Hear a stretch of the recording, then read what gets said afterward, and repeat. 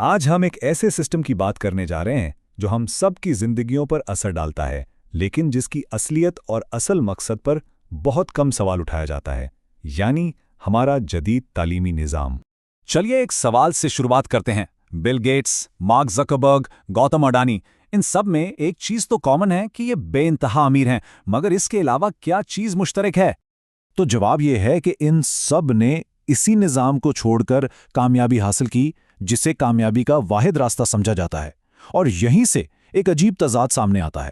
ایک طرف وہ طالب علم ہے جو سارے اصولوں پر عمل کرتا ہے، ایک اچھا ریزیومے بناتا ہے، اور دوسری طرف وہ ڈراپ آؤٹ ہے جو اصول توڑتا ہے اور ایک پوری سلطنت کھڑی کر دیتا ہے۔ تو چلیے اس کامیابی کے تضاد کو تھوڑا اور گہرائی سے سمجھتے ہیں۔ تعلیم ہم سے جو وعدہ کرتی ہے اور گریجویٹس کو جو حقیقت ملتی ہے، اس میں اتنا فرق کیوں ہے؟ یہ صرف کہانیاں نہیں ہیں، یہ ایک تلخ حقیقت ہے۔ ذرا ان صاحب کی بات سنیے۔ میرے پاس 3 مضامین میں پوسٹ گریجویٹ ڈگری ہے، بی ایڈ، اور میں نے سی ٹیٹ اور نیٹ کوالیفائی کیا ہے۔ میں نے 18 سال کی عمر میں تیاری شروع کی، اب میں 30 سال کا ہوں۔ پچھلے 12 سالوں سے میں نے صرف پڑھائی کی ہے اور کچھ بھی حاصل نہیں کیا۔ یہ آواز ان لاکھوں لوگوں کی ہے جو سسٹم کو آخر تک فالو کرتے ہیں، لیکن ہاتھ میں صرف ڈگریاں رہ جاتی ہیں، موقع نہیں۔ اور اس کے بعد کیا ہوتا ہے؟ اس کے بعد شروع ہوتا ہے قرض کا ایک ایسا سلسلہ جو کبھی ختم نہیں ہوتا۔ ہوم لون، کار لون، اور ہر وقت اس بات کا ڈر کہ کہیں ایسی نوکری سے نکال نہ دیا جائے جو پسند تک نہیں۔ مطلب خواب پیچھے رہ جاتے ہیں اور لوگ صرف ایک تنخواہ سے دوسری تنخواہ تک جینے پر مجبور ہو جاتے ہیں۔ تو سوال یہ ہے کہ یہ جال، یہ ٹریپ آخر بنا کیسے؟ اس کا جواب شاید آپ کو حیران کر دے۔ یہ نظام لوگوں کو روشن خیال بنانے کے لیے نہیں بلکہ فرما بردار بنانے کے لیے ڈیزائن کیا گیا تھا، اور اس کی شروعات ہوئی تھی ایک میدان جنگ سے۔ سال تھا 1806۔ پرشا، جو آج جرمنی کا حصہ ہے، اسے نیپولین کی فوج کے ہاتھوں زبردست شکست ہوئی۔ اب اس کی وجہ کیا تھی؟ وجہ یہ تھی کہ پرشین سپاہی حکم کی آنکھیں بند کر کے تعمیل کرنے کے بجائے خود سوچتے تھے۔ تو اس کا حل کیا نکالا گیا؟ ایک نیا نظام بنایا جائے جو آنے والی نسلوں کو تربیت دے گا، اور اس طرح 1810 کی دہائی میں پرشین تعلیمی نظام وجود میں آیا۔ تو یہ پرشین نظام تھا کیا؟ یہ ایک 8 سالہ لازمی سرکاری تعلیمی ماڈل تھا، اور اس کا مقصد صرف ایک تھا: ایسے فرما بردار سپاہی اور شہری پیدا کرنا جو اپنے افسروں کے احکامات کو بنا سوچے سمجھے مان لیں۔ یہاں سب سے اہم بات یہ ہے کہ اس کا مقصد آزاد سوچ کو بڑھانا نہیں بلکہ اسے محدود کرنا تھا۔ خیر، یہ ماڈل فوج کے لیے تو بن گیا، لیکن پھر اسے ایک بالکل نئی دنیا کے لیے استعمال کیا گیا۔ چلیے دیکھتے ہیں کہ کیسے یہ فوجی ماڈل صنعتی انقلاب کی ضرورت بن گیا۔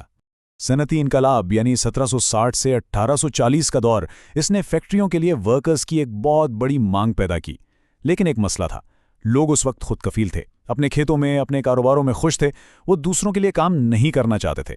تو فیکٹری مالکوں کو ایک ایسی ورک فورس چاہیے تھی جو ان کی بات مانے، اور پروشین نظام نے اس کے لیے ایک پرفیکٹ بلو پرنٹ فراہم کیا۔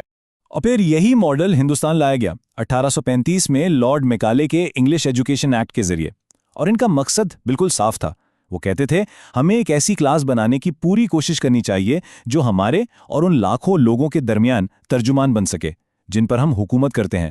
ایسے افراد کی کلاس جو خون اور رنگ میں ہندوستانی ہو لیکن ذوق، رائے، اخلاق اور ذہانت میں انگریز ہو۔ مطلب صاف تھا، ہندوستان میں مقصد تھا کلرکوں اور منتظمین کی ایک ایسی فوج تیار کرنا جو بنا سوال کیے برطانوی حکومت کے احکامات مانے۔ اصل میں ہندوستانیوں کو ہی استعمال کر کے ہندوستان کو کنٹرول کرنا تھا۔ یہ نظام قوم کی بہتری کے لیے نہیں بلکہ نو آبادیاتی مشین کے پرزے بنانے کے لیے تھا۔ اب سوچئے، آزادی کے اتنے سالوں بعد بھی اس نظام کا بنیادی ڈھانچہ آج بھی ویسا ہی ہے، اور اس کی وجہ سے ہماری تعلیم اور آج کی جدید معیشت کے بیچ ایک بہت بڑا خلا پیدا ہو گیا ہے۔ ایک 19ویں صدی کا نظام 21ویں صدی کی دنیا میں چل رہا ہے۔ اور اس پرانے نظام کا نتیجہ کیا ہے؟ نتیجہ ہے نوجوانوں میں بے روزگاری کا ایک بہت بڑا بحران۔ Centre for monitoring Indian economy کی رپورٹ کے مطابق ہندوستان میں 25 سال سے کم عمر کے 42% گریجویٹس بے روزگار ہیں۔ جی ہاں، 42%۔ اور یہ مسئلہ صرف گریجویٹس تک محدود نہیں، یہاں دیکھیے، بے روزگاروں میں پوسٹ گریجویٹس بھی ہیں، ڈپلومہ ہولڈرز بھی ہیں۔ یہ اس بات کا ثبوت ہے کہ صرف ڈگری حاصل کر لینا اب روزگار کی گارنٹی نہیں رہا۔ کہیں نہ کہیں نظام کی بنیاد میں ہی کوئی خرابی ہے۔ مہارتوں کے اس فرق کو سمجھنے کے لیے یہ موازنہ دیکھیے۔ ایک طرف ہندوستان میں ایک اوسط انجینئر کی تنخواہ ہے، اور دوسری طرف امریکہ میں ایک ٹرک ڈرائیور کی تنخواہ جو 10 گنا تک زیادہ ہو سکتی ہے۔ इससे साफ पता चलता है कि मार्केट को अमली महारतों की ज़रूरत है, सिर्फ डिग्रियों की नहीं। तो होता क्या है, ये निज़ाम लोगों को अपनी ज़िंदगी का 25% से ज़्यादा हिस्सा पढ़ाई में गुजारने के लिए तैयार करता है, और फिर वो किसी ऐसे शख्स के लिए काम करते हैं जिसकी तालीम शायद उनसे कम हो और उसके ख्वाबों को पूरा करने में मदद करते हैं। तो अब जब ये जाल सामने आ चुका है, इससे निकलने का रास्ता क्या है?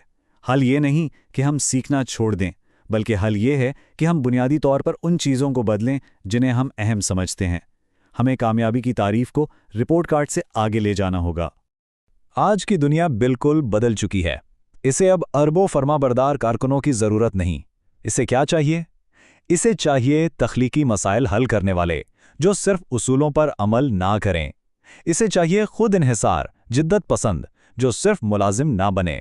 इसे चाहिए ऐसे लोग जिनके पास अमली महारतें हों, ना कि सिर्फ नज़रियाती डिग्रियां। और सबसे बढ़कर ऐसे लोग जो ये पूछें कि ऐसा क्यों है, ना कि ये कि टेस्ट में क्या आएगा। तो इस जाल से निकलने का मंसूबा क्या हो सकता है? कुछ कदम उठाए जा सकते हैं। पहला, नंबरों से ज़्यादा महारतों को अहमियत दें। असली दुनिया में काबिलियत देखी जाती है, ग्रेड्स नहीं। दूसरा, निसाब से बाहर निकलकर दुनिया को दरियाफ्त करें। दुनिया सिर्फ फिजिक्स, केमिस्ट्री और रियाजी से बहुत बड़ी है। तीसरा, उन लोगों से सीखें जिन्होंने वाकई कुछ किया है, ना कि सिर्फ उनसे जिन्होंने उसके बारे में पढ़ा है। और चौथा, ड्रॉप ईयर को सिर्फ अगले इम्तिहान की तैयारी के लिए इस्तेमाल ना करें, बल्कि अपने शौक और दिलचस्पियों को समझने के लिए वक्त दें। तो आखिर में सवाल यह है, क्या हम इसी रास्ते पर चलते रहेंगे जो हमारे लिए बनाया गया था, या फिर हम अपना रास्ता खुद बनाएंगे? फैसला हमें करना है कि हम एक ऐसे निज़ाम में कैद रहें जो इस दुनिया के लिए था, जो अब मौजूद नहीं, या फिर आज की हकीकतों की बुनियाद पर एक नया सफ़र शुरू करें।